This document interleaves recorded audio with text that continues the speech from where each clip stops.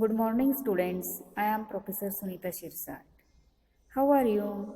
I am sure you are fine. Okay?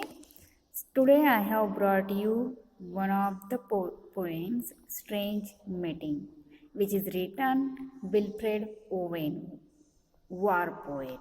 Okay? Strange meeting. Strange meeting, that means something is there unexpected, hence it is called strange meeting. If you like this video, share it, like it, subscribe it. It seemed that out of battle I escaped down the some profound dull tunnel, long since scoped through granites which titanic wars had grown, yet also there in cumber sleepers grown. Too fast in thought or dead to be stirred, then as I probed them, one sprang up and stared. With piteous recognition in fixed eyes, lifting distressful hands as if to bless. And by his smile, I knew that sullen hall. By his dead smile, I knew we stood in hell. Okay. That means here poet is speaking about war, but he is not telling, he is not expressing positive side of war, but he is refusing wars here. The word escape, telling that poet didn't want any war, he want peace. He want people should be people should live in peaceful atmosphere. It seemed that out of battle escape down some profound dull tunnel long since scope. That means narrator want to leave war. He didn't want to participate war. Through granites which titanic wars had grown. Okay. That means here's mention of Titanic War. After Titanic War, Wilfred Owen, that means poet, want to leave war. That means he gave up war because he understood mass destruction due to war. So he didn't want any war after that. Yet also there in cumber sleepers gone. In cumber sleeper, that means all the soldiers who endure in the war, who were dead, okay, too fast in thought or dead to be stirred. Then as I probed them, one sprang up and stared. That means when narrator was there, that time one of the wounded soldier stood up, and he was looking fixedly to the narrator with piteous recognition in fixed eyes. Fixed eyes is mentioned here. That means that soldier was looking fixedly at narrator, lifting distressful hand. Distressful. That means without any hope.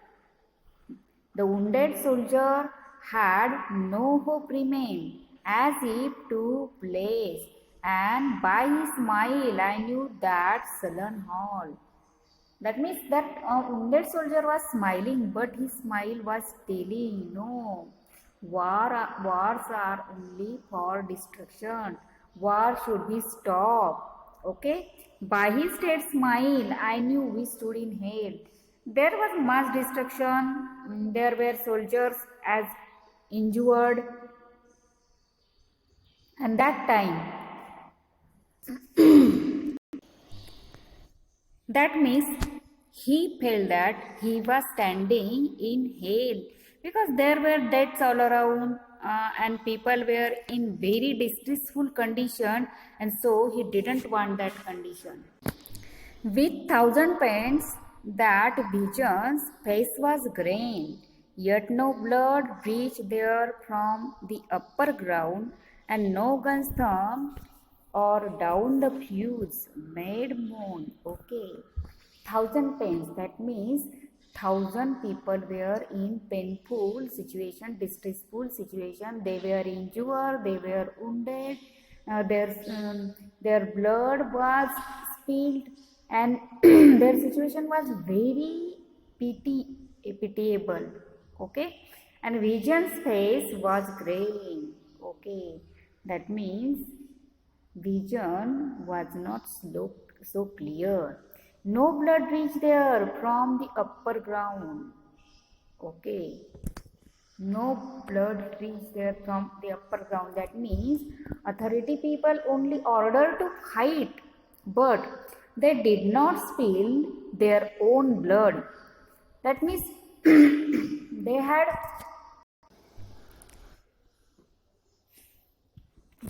had no spill there. They had no injury, no trouble, no spoilage, and no guns thump or down the fuse made moon. That means they had not taken part in the war. They had not fought the war, and so they had no spoilage, no wastage of anything. Strange friend, I said, here is no cause to mourn. None, said that other, save the under years. Okay. Here narrator is saying strange friend, that means this is ironical language. Friend is not strange, friend is always familiar, but narrator says a strange friend, that means situation was very critical.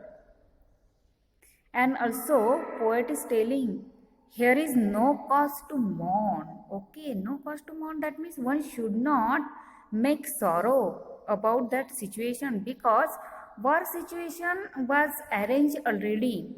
Okay, and one knew that there would be mass destruction, there would be painful situation, but war was not stopped by anyone, so one should not make sorrow, one should not mourn for that.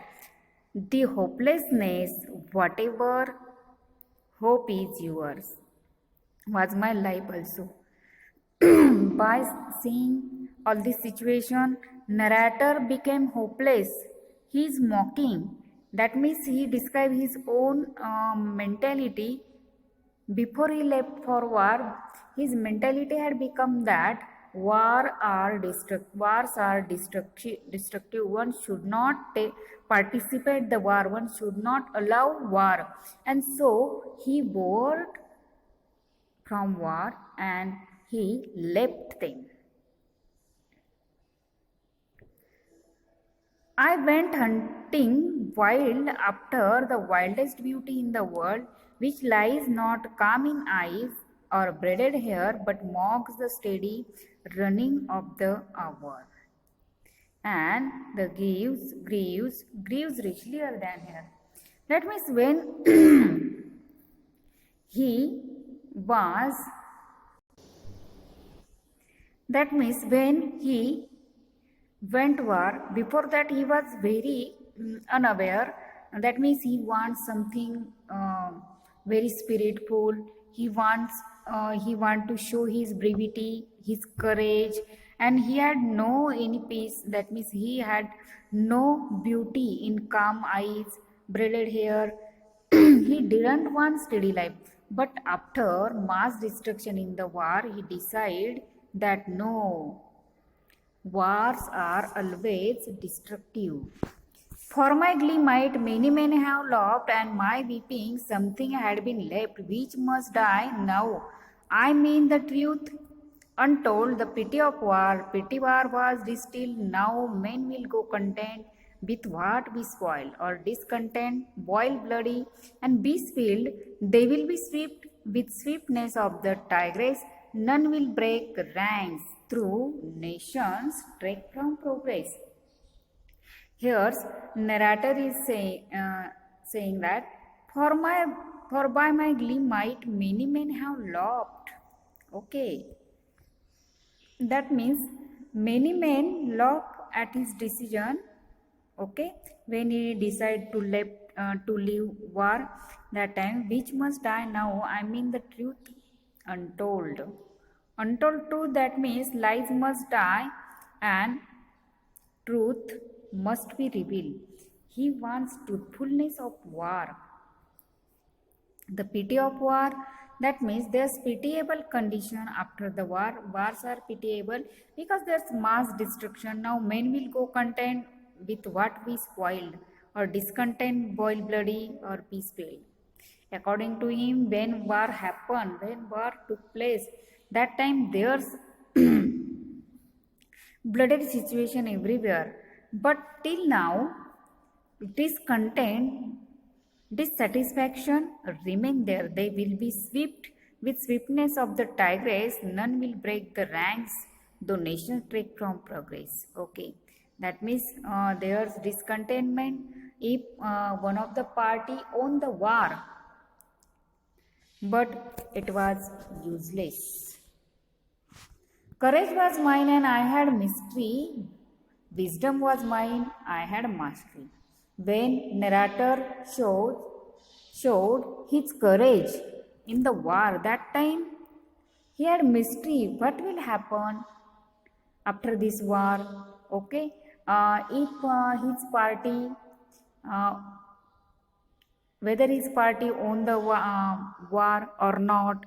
There were many questions, many queries. He had mystery, but when he realized that wars are destructive, that time he had wisdom and he became master to miss the march of this retreating world, and he want to avoid those wars which were as a retreating to the world, into vain citadels that are not wall, and then when much blood had clogged their chariot wheels, because wars only wars only lead one to the bloodshed. I would go up and watch them from sweet veils, even with truths that lie too deep for tame. That means narrator didn't want to happen war, and that this is suggest in this stanza. Citadels that are not wall, that is paradoxical description. I would have poured my spirit without sting, but not through wounds, not on the says of war, parades of men have blade fair, no wounds wear. I am the enemy you killed, my friend. I knew you in this dark, so you prone. Yesterday through me as you jabbed and killed, I parry, but my hands were loath and cold. Let us sleep now. Okay. Here narrator is saying that I would have poured my spirit. While fighting, he poured his all spirit to win. But it was useless. He understood this fact later. But not through winds. That means he want to show his spirit, but he didn't want any wound. Okay, he's telling his enemy that I am the enemy you killed. My friend, I knew in this dark. That means he is speaking to his enemy that I am your enemy, but also he is addressing his enemy as a friend. Okay, that means he didn't want to destruct them, to destroy them. Okay, let us sleep now. He is also telling that let us sleep now. That is last stage. This stage that this is notable exception is the final sentence, which is telegraphic for dramatic effect. Dramatic effect, that means he is appealing to die. Okay. I think you got everything about this poem. If you like this, please subscribe it, share it. Thank you.